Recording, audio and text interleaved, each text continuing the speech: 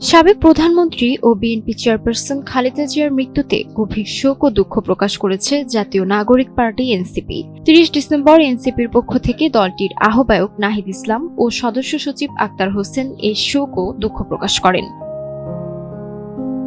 শোক বার্তায় বলা হয়, এনসিপির আহ্বায়ক নাহিদ ইসলাম ও সদস্য সচিব আক্তার হোসেনের পক্ষ থেকে এনসিপি গভীর শোক ও শ্রদ্ধার সঙ্গে জানাচ্ছে যে বাংলাদেশ জাতীয়তাবাদী দল বিএনপির চেয়ারপারসন, বাংলাদেশের প্রথম মহিলা প্রধানমন্ত্রী, স্বৈরাচার বিরোধী আন্দোলনের অগ্রদূত ও আপসের নেত্রী বেগম খালেদা জিয়া ৩০ ডিসেম্বর সকাল ৬ ঘটিকায় ইন্তেকাল করেন।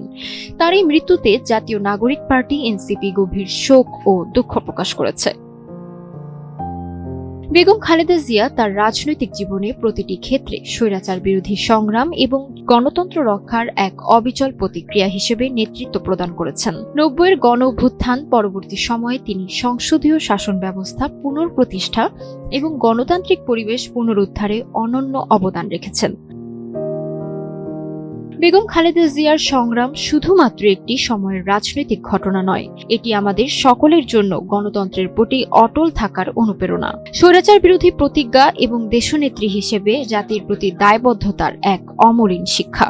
আমরা জাতীয় নাগরিক পার্টি এনসিপি মহান আল্লাহর কাছে তার রুহের মাগফিরাত কামনা করছি এবং শোক সন্তপ্ত পরিবার, অনুসারী ও দেশের মানুষদের প্রতি গভীর সমবেদনা জানাচ্ছি।